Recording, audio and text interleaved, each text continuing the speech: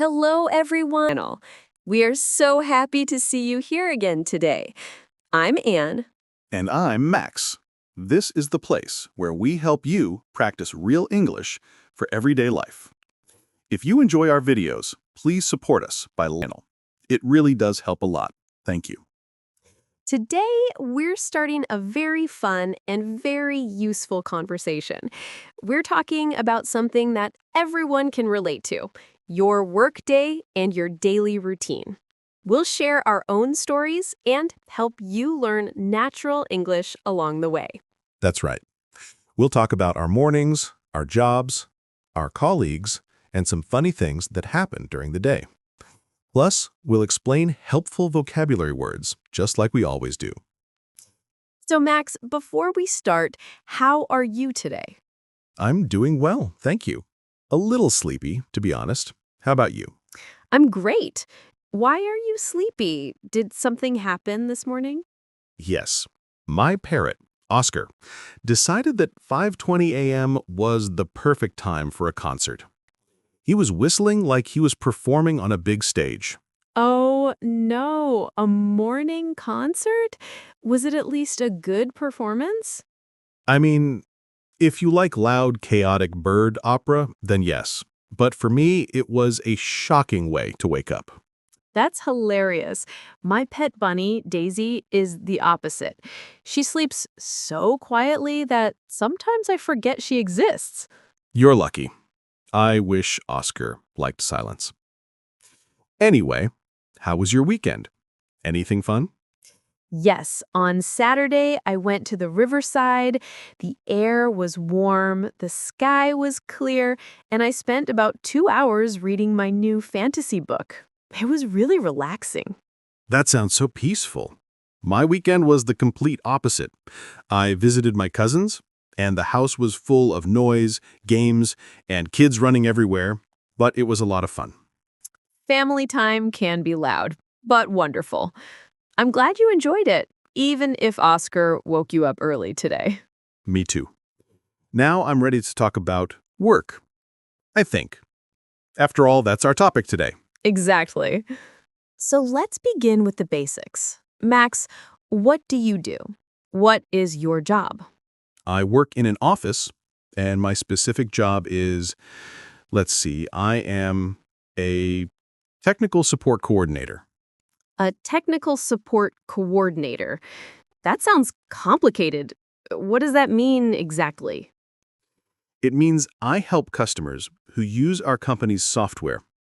If something breaks or doesn't work, they call me or write to me, and I try to figure out the problem. So you talk to many people every day. Yes, some people are very calm, and some are, well, not so calm. But the problems are always different, so my day is never boring. I like that. So would you say you have a desk job? Oh yes, 100%.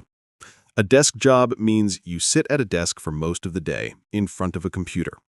And that is exactly what I do from 9 to 5. Right. And just to remind everyone watching, 9 to 5 is a common phrase meaning from 9 in the morning to 5 in the evening.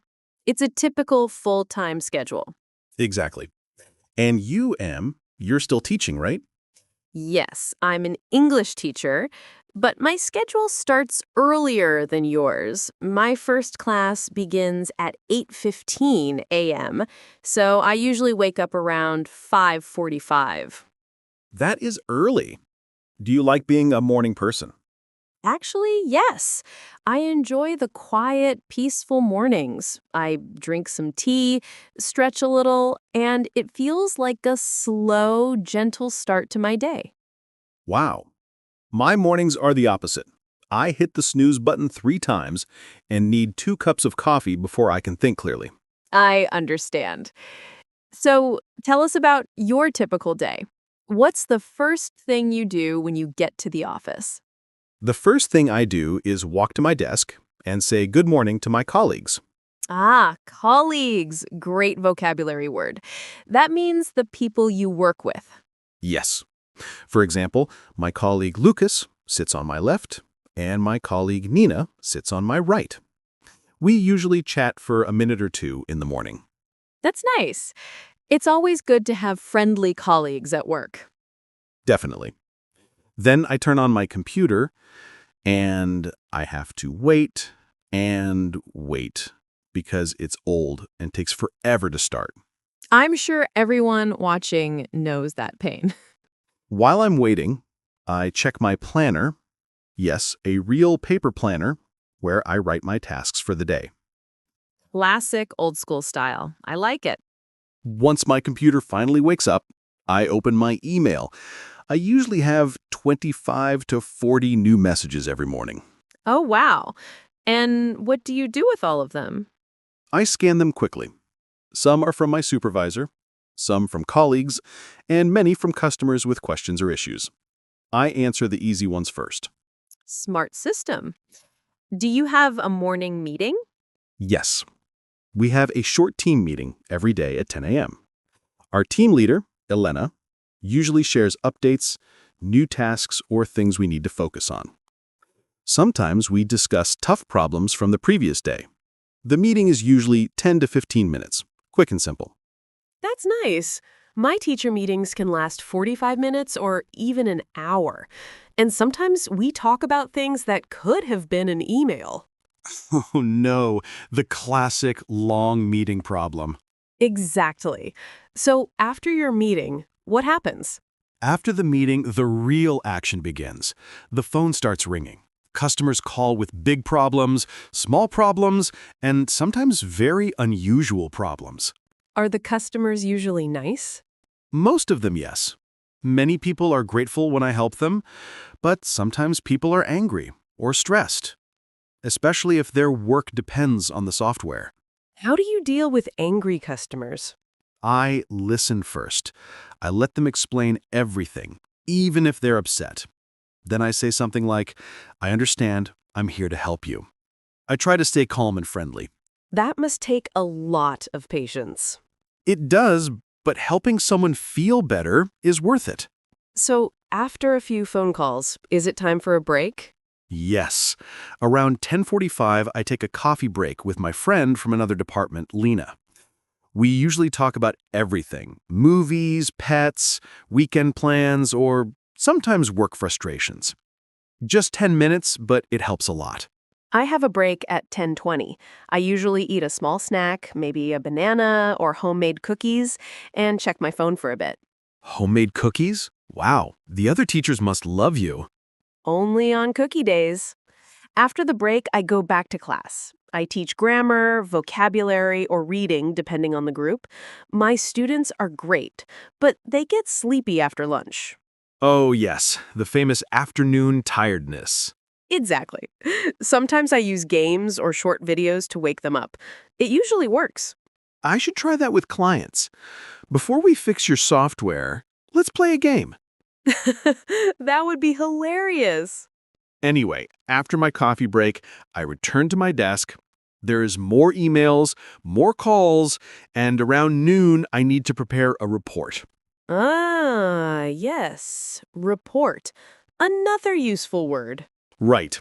A report is a document where I summarize the issues I solved in the morning. I write how many calls I took, what the common problems were, and what steps I used to help. My supervisor reads these reports every day. Sounds important. And then comes lunch, right?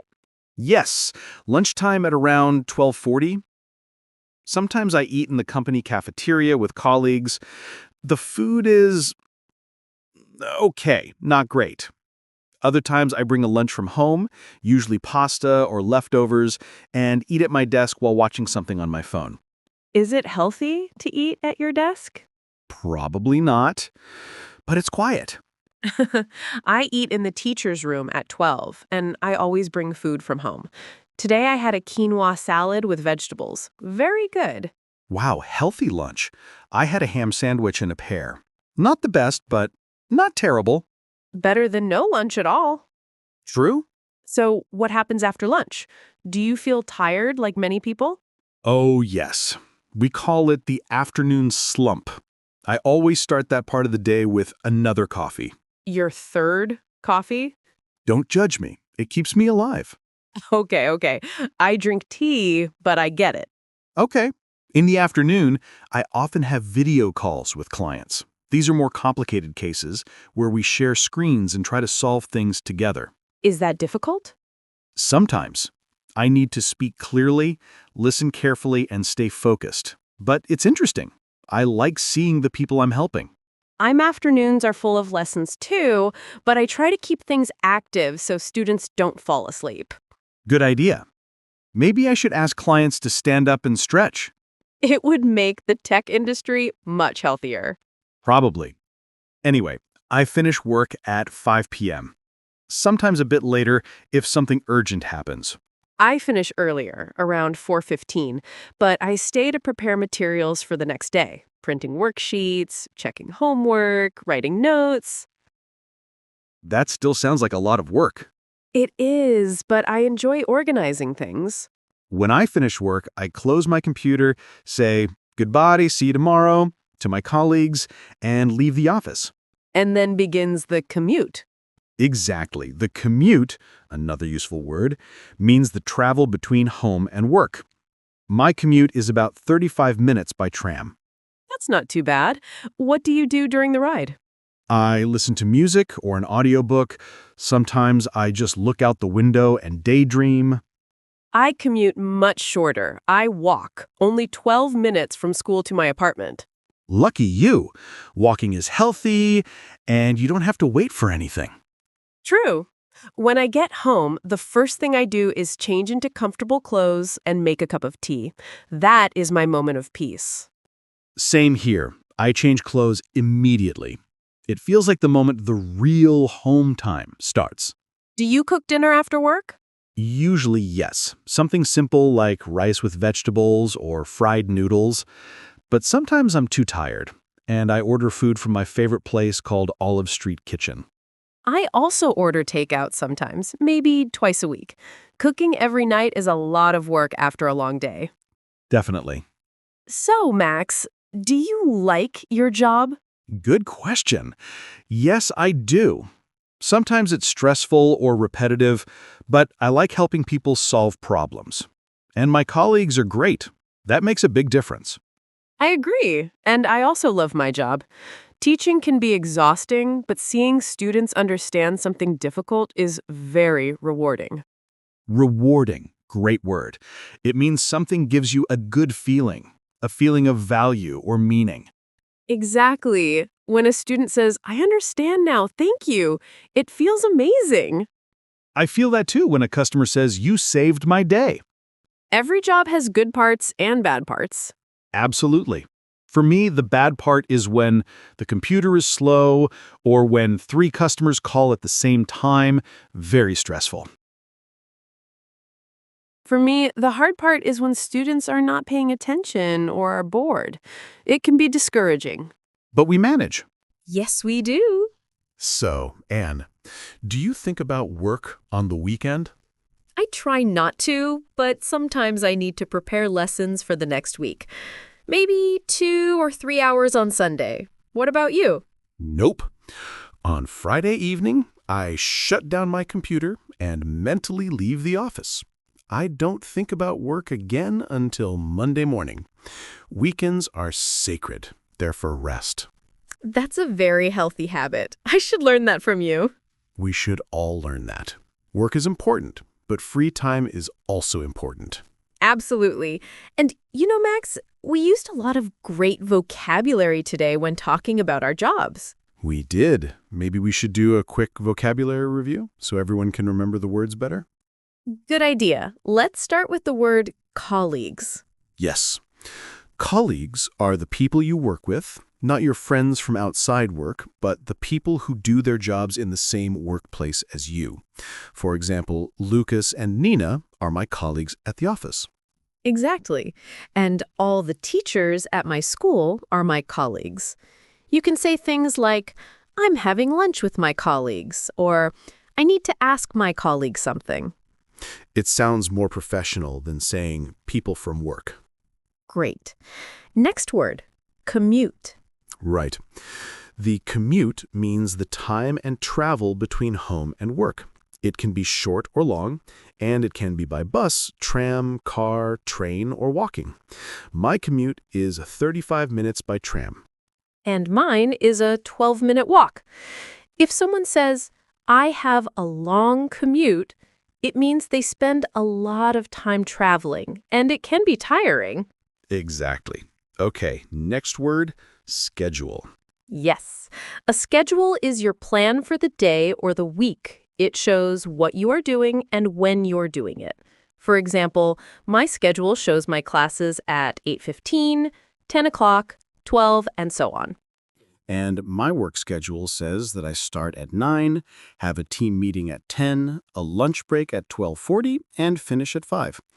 You can also use it as a verb. I have a meeting scheduled for 3 p.m. Very useful. Next word, report. Right. A report is a written summary of important information. It can be about work you completed, data you collected, problems you solved, or plans for the future. For example, every day I write a report about the calls I handled in the morning. Students write book reports, scientists write research reports. It's a common word. Very common. Okay, let's include a super important work word, deadline. Oh, yes, great one. A deadline is the final time or date when something must be finished. If the deadline is Friday, you must finish by Friday. If you finish late, you miss the deadline, and that's not good. Right. You'll often hear, I'm busy because I have a deadline, or I'm trying to meet the deadline. To meet a deadline means to finish on time. Perfect. And the last word for this review, full-time. A full-time job is a job where you work many hours a week, usually around 35 to 40 hours, like my 9-to-5 job or your job as a teacher. And the opposite is part-time, fewer hours per week, maybe 15 or 20. Many students have part-time jobs. Exactly. So, today we reviewed colleagues, commute, schedule, report, deadline, and full-time. A very strong list of important work vocabulary. If you can use all of those, you can describe your workday very clearly. Absolutely. The goal is always to help you speak confidently about your own life in English. Now, I think it's a good moment to summarize everything we talked about today, just to help everyone remember. Yes, let's do a short summary. Today's main topic was how to talk about your daily work routine. We shared details about our mornings, our schedules, our colleagues, and our typical workdays. Right. I talked about my job as a technical support coordinator, helping people with software problems through emails, calls, and video chats. And I talked about my job as an English teacher, teaching classes starting at 8:15, preparing materials, and working with students throughout the day. We also talked about our break times, our lunches, our afternoon slump, and of course, the commute home. Exactly. And we explained lots of helpful vocabulary that you can use in your own conversations. Now, before we wrap up, we have something very important. Yes, our question of the day. We love reading your comments. They help you practice writing and help our community grow. And today, we actually have 2 questions because not everyone watching has a job yet. So if you have a job, your question is, what is your job and what is one thing you do every day at work? And if you're a student or you don't have a job right now, your question is, what is your dream job and why do you like it? For example, if you are a cook, you could write, I am a cook. I prepare meals every day.